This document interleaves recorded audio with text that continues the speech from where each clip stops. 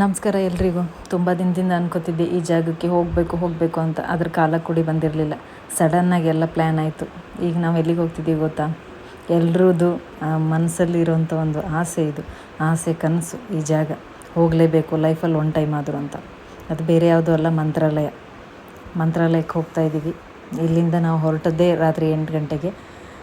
ನಮ್ಮ ಕೊಲಿಗೊಬ್ಬರು, ನಮ್ಮ ಯಜಮಾನ್ರು ಇಬ್ಬರು ಡ್ರೈವಿಂಗಲ್ಲಿದ್ದರು.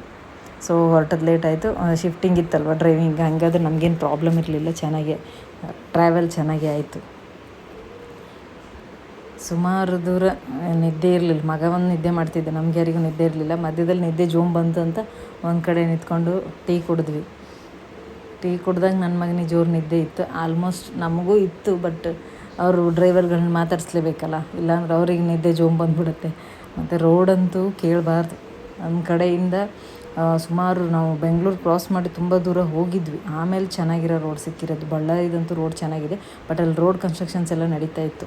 ಸೊ ಅರ್ಲಿ ಮಾರ್ನಿಂಗ್ ಹೋಗಿ ರೀಚ್ ಆದ್ವಿ. ರೆಡಿಯಾಗಿ ಈಗ ರಾಯರ ದರ್ಶನಕ್ಕೆ ಹೋಗ್ತಾಯಿದ್ದೀವಿ. ನನಗಂತೂ ಎಲ್ಲ ಕಡೆ ಇನ್ಸ್ಟಾಗ್ರಾಮಲ್ಲಿ ಎಲ್ಲ ನೋಡಿದಾಗೆಲ್ಲ ನಂಗೆ ತುಂಬ ಆಸೆ ಆಗೋದು, ನಾನು ಯಾವಾಗ ಹೋಗ್ತೀನಿ ಅಂದ್ಕೊತಿದ್ದೆ. ಸೊ ನಾವು ಫೈನಲಿ ರಾಯರು ನೋಡೋಕ್ಕೆ ಹೊರಟ್ವಿ. ಇವತ್ತು ಆ್ಯಕ್ಚುಲಿ ನಾವು ಹೋಗಿರೋ ಶುಕ್ರವಾರ ಅಂತ ಕ್ರೌಡ್ ಇರಲಿಲ್ಲ. ಅಂದರೆ ನಾನು ಬೇಗ ಹೋಗಿದ್ದಕ್ಕೆ ಏನೋ ಗೊತ್ತಿಲ್ಲ, ಬಟ್ ಶುಕ್ರವಾರ ಅಷ್ಟೊಂದು ಇರಲಿಲ್ಲ. ಇತ್ತು, ನಾರ್ಮಲ್ ಇರೋಷ್ಟು ಇತ್ತು. ಇದೊಂಥರ ತುಂಬ ದೊಡ್ಡ ಜಾಗ ಅಲ್ವಾ, ಇದ್ದೇ ಇರುತ್ತೆ ಜನ. ಅಂತೂ ಇಲ್ಲಿ ಖಾಲಿ ಅಂತೂ ಇರೋದೇ ಇಲ್ಲ. ಬಟ್ ನಾವು ಬೇಗ ಹೋಗಿರೋದ್ರಿಂದ ಅಷ್ಟು ತುಂಬ ರಶ್ ಅಂತ ಏನಿರಲಿಲ್ಲ. ನಾವು ಸೀದಾ ಈ ಜಾಗ ನೋಡ್ತಿದ್ದಂಗೆ ನನಗೊಂಥರ ಹಬ್ಬ, ಫೈನಲಿ ನಾನು ಇಲ್ಲಿ ಬಂದೆ ಅನ್ನೋ ಥರ ಅನ್ನಿಸ್ತಾಯಿತ್ತು. ದರ್ಶನಕ್ಕೆ ಕ್ಯೂ ಎಲ್ಲೆಲ್ಲೂ ಸ್ಟ್ರಕ್ ಆಗಲಿಲ್ಲ. ಹೋಗ್ತಾನೇ ಇದ್ವಿ. ದರ್ಶನಕ್ಕೆ ಹೊರಟಿದ್ವಿ ನಾವು. ಮಗ ನಿದ್ದೆ. ನಾವು ನಮ್ಮ ಯಜಮಾನ್ರು ಅಣ್ಣ ಮತ್ತು ನನ್ನ ತಮ್ಮ ಒಬ್ಬ ಕೊಲೀಗ್ ಎಲ್ಲ ಹೋಗ್ತಾಯಿದ್ವಿ. ದರ್ಶನ ಮಾತ್ರ ಚೆನ್ನಾಗಾಯಿತು.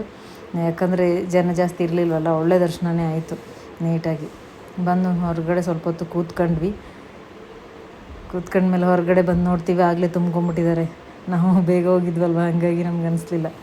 ಇಲ್ಲಿ ನೋಡಿ, ನಾನು ಇದಕ್ಕೆ ಹಣ್ಣು ತಿನ್ನಿಸ್ಬೇಕಂತ ಎಷ್ಟು ಆಸೆಯಿಂದ ಹೋದ್ರೆ ತಿಂತಾನೇ ಇರಲಿಲ್ಲ ನನ್ನ ಕೈಯಲ್ಲಿ. ತುಂಬ ಜನ ತಿನ್ನಿಸ್ಬಿಟ್ಟಿದ್ರು ಅನಿಸುತ್ತೆ. ಎಂತ ಮಾಡಿದ್ರು ನನ್ನ ಕೈಯಿಂದ ತಿನ್ನಲೇ ಇಲ್ಲ. ಕಡೆಗೆ ಒಂದು ಧರ್ಮಣ್ಣ ಕೊಟ್ಟ, ಅಷ್ಟೊಂದು ತಿಂತದು. ಅದು ಒಂದು ತಿಂತು, ಒಂದು ತಿನ್ನಲಿಲ್ಲ. ನಾವು 2 ತೊಗೊಂಡಿದ್ವಿ, ಬಟ್ ಒಂದು ತಿಂತು, ಒಂದು ತಿನ್ನಲಿಲ್ಲ. ಅದಕ್ಕೂ ತಿಂದು ಬೇಜಾರು ಅನಿಸುತ್ತೆ, ಎಲ್ಲರೂ ತಿನ್ನಿಸಿರ್ತಾರಲ್ಲ. ಇಲ್ಲಿಂದ ಮತ್ತೆ ನೆಕ್ಸ್ಟ್ ನಾವು ಪಂಚಮುಖಿಗೆ ಹೋಗಬೇಕು ಅಂತ ಹೊರಟಿದ್ವಿ. ಪಂಚಮುಖಿಗೆ ಹೋಗುವಾಗ ಮಧ್ಯದಲ್ಲಿ ಇನ್ನೊಂದು ಆಂಜನೇಯ ಟೆಂಪಲ್ ಸಿಗುತ್ತೆ, ಅಭಯ ಆಂಜನೇಯ ಅಂತ. ಎಲ್ಲರೂ ಅಲ್ಲಿ ನಿಂತು ದರ್ಶನ ಮಾಡಿಕೊಂಡು ಮುಂದಕ್ಕೆ ಹೋಗ್ತಾಯಿದ್ರು, ಪಂಚಮುಖಿ ಕಡೆ ಹೋಗ್ತಾಯಿದ್ರು. ನಾವು ನಿಂತ್ಕೊಂಡ್ವಿ. ನಿಜವಾಗ್ಲೂ ದೇವಸ್ಥಾನ ಚೆನ್ನಾಗಿದೆ ನೋಡಿ, ಆಂಜನೇಯ. ನೀವು ಒಮ್ಮೆ ದರ್ಶನ ಮಾಡ್ಕೊಂಡ್ಬಿಡಿ. ಇಲ್ಲಿಂದ ಸೀದಾ ಪಂಚಮುಖಿ ಕಡೆ ಹೋದ್ವಿ. ಪಂಚಮುಖಿಲೂ ಅಂಥ ರಶ್ ಏನಿರಲಿಲ್ಲ. ಬಿಸಿಲು ಆಗಲೇ ಫುಲ್ಲು ಜಾಸ್ತಿ ಆಗಿಬಿಟ್ಟಿತ್ತು. ಮಧ್ಯಾಹ್ನ 12 ಗಂಟೆ ಏನೋ ಆಗಿತ್ತು. ಬಿಸಿಲು ಜಾಸ್ತಿ ಆಗಿತ್ತು. ದರ್ಶನ ತುಂಬ ಚೆನ್ನಾಗಾಯಿತು. ಯಾರಾದರೂ ಹೋಗೋರು ಗುರುವಾರನೇ ಹೋಗಬೇಕು ಅನ್ನೋರು ಹೋಗ್ಬೋದು. ಹೊರಟು ಒಂದು ಕಡೆ ಹೋದರೆ ಈಸಿ, ಹೋಟ್ಲಲ್ಲಿ ರಿಟರ್ನ್ ಮನೆಗೆ ಬಂದ್ವಿ ಅಷ್ಟೇ. Thank you.